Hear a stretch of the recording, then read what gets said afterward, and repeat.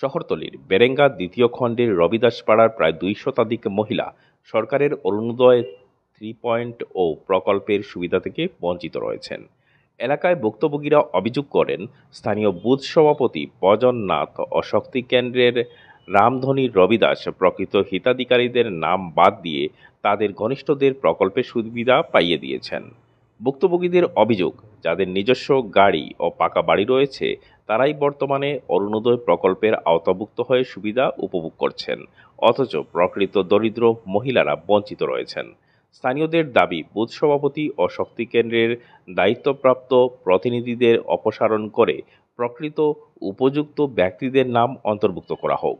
অরুণোদয় 1.0, 2.0 এবং 3.0-তে আবেদন করেও বহু মানুষ এখনও সুবিধা পাননি বলে জানান এলাকাবাসী।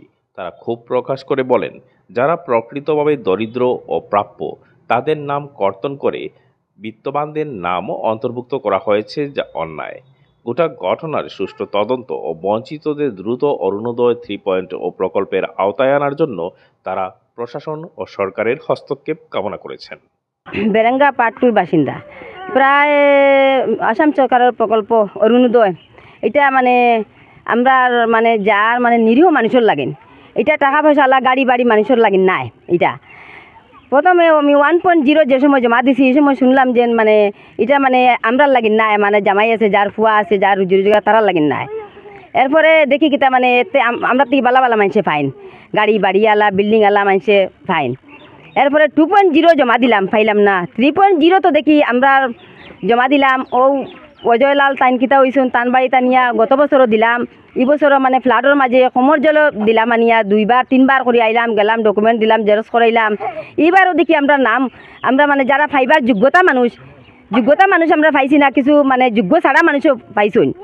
আর মানে বেজান মানে মানে বেশিরভাগ মানে আমরা নাম রিজেক্ট মারা, লিস্টও নাম আইছে কিন্তু পরে দেখা যায় নামগুলো রিজেক্ট মারা। মানে আপনারা ফর্ম জমা দিছি আমরা নাম রিজেক্ট মারা। এইগুলো ষড়যন্ত্র কে করে? এখন খেয়ে করে হইতে পারতাম না, এটা খেয়ে করে আমরা নামটা মানে ফাইবার যোগ্য মানুষে পাইতারা না, মানে অযোগ্য মানুষে পাইন।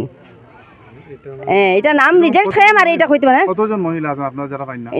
এটা তো প্রায় তো এর থেকে বেশি আছেন, আর বাড়িতে তো রয়েছেন, আরো এখানে তো কতজন আছেন, এর থেকে তো বাড়িতে তো আরো আছেন। কতজন হবে? 100 জন হয়ে যাবেন, 200 জন হয়ে যাবে। প্রায় 200 জন মহিলা অরুণোদয় থেকে আমরা বঞ্চিত আছি।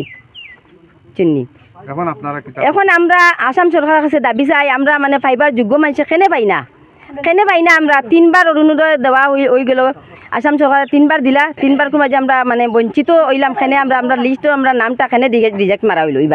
এবার আমরা 100% আমরা মানে আশা করি বইছি এবার আমরা পাইতাম, কিন্তু আমরা এবারও আমরা নাম রিজেক্ট মারা। অজয়লাল রবিদাস তাইন আমরা চাচা লাগানো তান বাড়িতে আনি আমরা দিছি আনিয়া।